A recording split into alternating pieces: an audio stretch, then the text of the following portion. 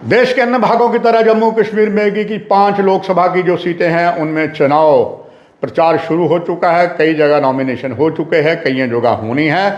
बावजूद इसके कुछ जम्मू कश्मीर की समस्याएं युवा बेरोजगारों की हैं या उनकी हैं जिन्होंने लंबे समय से यानी कि 3 दशकों से काम कर रहे हैं सरकार का, वो दिहाड़ीदार हैं, मगर जो उनको इंसाफ मिलना चाहिए था वो नहीं मिल रहा। नमस्कार, मैं हूं हरबंस नागोके। जिस समय लोकसभा का चुनाव जम्मू में भी प्रचार जारी है और जम्मू डिवीज़न की जो 2 सीटें हैं, जम्मू और रियासी की सीट, जो पहले जम्मू पुंछ लोकसभा सीट कहलाती थी, अब वो जम्मू रियासी सीट कहलाने लगी है। साथ ही साथ जो पुरानी सीट थी कठुआ उधमपुर, वो जारी है और इन दोनों ही लोकसभा की सीटों में चुनाव प्रचार इस समय चरम सीमा पर है। खास करके पहले चरण का चुनाव, जो पहला देश में चुनाव फर्स्ट फेज में होना, उसमें जम्मू कठुआ लोकसभा की सीट है। आम कर्मचारियों में और उन कर्मचारियों के जिनके घर में भूखे पेट हैं और भूखे पेट से वो काम कर रहे हैं, और रिकॉर्ड में देखा गया 61,000 ऐसे अस्थाई टेम्परेरी कर्मचारी हैं। और ये आंदोलन लगातार चलता रहा। 1992 में अलग अलग ये आंदोलन शुरू हुआ। 18 महीनों से अभी भी ऐसे कर्मचारी आंदोलन पर हैं और उनकी मांग ये है कि हमें 500 रुपये प्रतिदिन दिया जाए दिहाड़ीदारों का, मगर ये लगातार पेंडिंग है। 5 से 6 साल पहले ये कहा गया था मगर कुछ नहीं हुआ। जो 61,000 जम्मू कश्मीर में अस्थाई टेम्परेरी कर्मचारी हैं, उनमें से 12,500 तो विभाग के हैं। बिजली का वो महकमा है जहां पर कई लाइनमैन जो टेम्परेरली हैं और बिना पूरे वेल इक्विप्ड के वो जम्मू कश्मीर निवासियों को बिजली देती। जब कहीं बिजली का ट्रिप हो जाता है, कहीं दिक्कत होती है, तो उनके पास वो अत्याधुनिक जो सेफ्टी मेजर वो नहीं होते हैं। और ना जाने कितने ही लाइनमैन जो डेली वेजर हैं वो अंगहीन हो चुके हैं। कईयों के दोनों बाजू जा चुके हैं और कई अभी भी जिंदगी और मौत के बीच जूझ रहे हैं और उनकी सुध लेने वाला कोई नहीं। लगातार ये सिलसिला जहां पर एक तरफ से पी हो रहा है, साथ ही साथ पीएचई महकमे के भी बहुत से ऐसे कर्मचारी हैं। 32,500 पीएचई के कर्मचारी है। और ये आप अंदाज़ा लगाएं, स्वास्थ्य जान है तो जहान है। जो हमारा स्वास्थ्य ठीक रखते हैं, स्वास्थ्य विभाग में 1096 ऐसे हेल्थ कर्मचारी है जो टेम्परेरी है। और यही बस नहीं, 32,500 पीएचई में है और 1096 हेल्थ डिपार्टमेंट में है। पर्यटक, जहां पर इस समय रिकॉर्ड तोड़ पर्यटकों की संख्या हुई है और इसमें 6,396 कर्मचारी हैं टूरिज्म विभाग में जो लगातार ऐसे खड़े हैं। ग्रामीण विभाग, देश की 88% आबादी जो गांव में है, उसमें 639 ग्रामीण विभागों में कर्मचारी हैं। और जहां तक सड़क या और विभाग है, वन विभाग है या सड़क विभाग है, इसमें पीडब्ल्यूडी के 3,968 कर्मचारी हैं जो टोटली डेली वेजर है, उनकी कोई सुध लेने वाला नहीं है।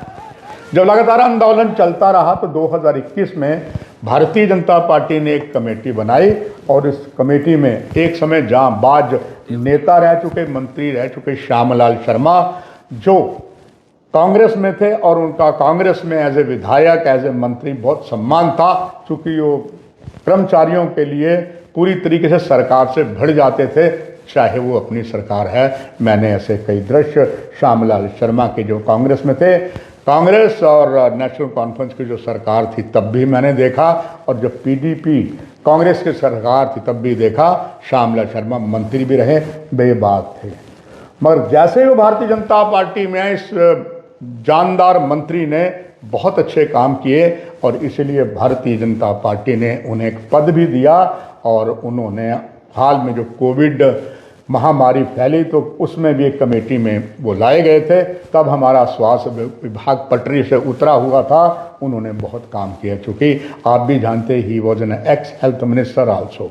और तब श्यामलाल शर्मा की जो बीजेपी ने कमेटी बनाई थी, उन्होंने कहा था इनकी जो है ये 60,000 है, इनको पूरी पैसा देना चाहिए। मगर भारतीय जनता पार्टी के कानों में जूं तक नहीं रोंगी और वोट इन्हीं लोगों ने देने हैं जो मैंने आपको बताया।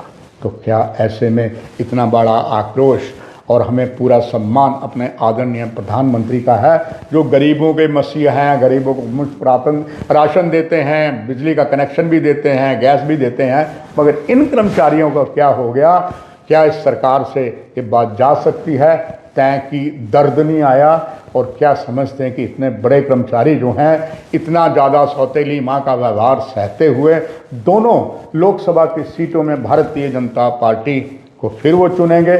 बहुत से सवाल आन खड़े होते। केवल यहीं बस नहीं, इससे पहले यहाँ पर रहबरे तालीम की बात करूँ तो वहाँ पर तो इतना बड़ा घोटाला है और ये सरकार जो कहती है यहाँ पर, चाहे यहाँ के प्रशासक हैं या दिल्ली के हैं, हम आतंकवाद को जड़ से उखाड़ फेंकेंगे, ना खाएंगे ना खाने देंगे, ये हमारा नारा हमारे ही रिस्पेक्टेड ऑनरेबल प्राइम मिनिस्टर का है।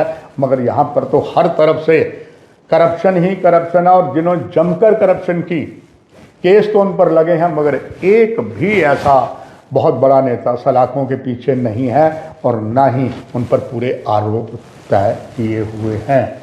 इसमें भी जनता नाराज़ है।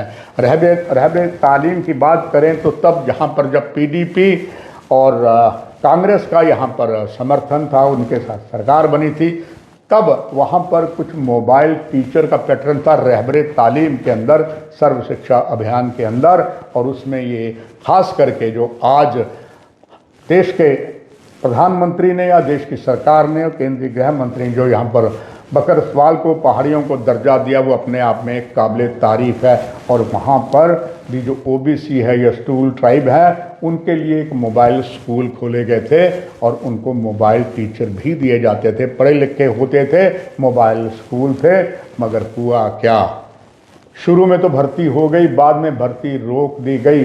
जो बच्चे थे, मोबाइल जो स्कूल होते थे, एक टीचर 40 बच्चों को प्राइमरी स्कूल में देखता गया था, मगर इसमें कुछ ऐसी धांधली हुई, आगे रिक्रूटमेंट बंद हो गई और जो है उनका भविष्य भी अंधकारमय हो गया।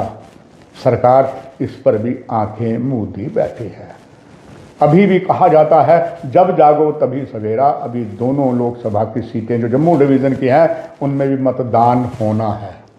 ना कहूँ से दोस्ती, ना कहूँ कि बैर की कहावत पुनः मैं इस तभी मीडिया में यथार्थ करते हुए यही उम्मीद रखता हूँ, दर्शक देखने वाले भी यही उम्मीद हमसे करते हैं, हम प्रजातंत्र के चौथे प्रहरी का दायित्व निभाएं। चूँकि न्यूज़ का मतलब होता है नॉर्थ ईस्ट वेस्ट साउथ, हम चारों तरफ नज़र रखते हैं। आशा की जा सकती है तभी मीडिया की मेरी इस रिपोर्ट को सरकार सकारात्मक लेगी। इनको लगे हुए जख्म उन मतदाताओं पर है, उन परिवारजनों पर हैं जिनके बदौलत सरकारें बनती हैं, मगर सरकार अभी कुछ करेगी, इनको राहत देगी। इस कार्यक्रम में इतना ही। नमस्कार।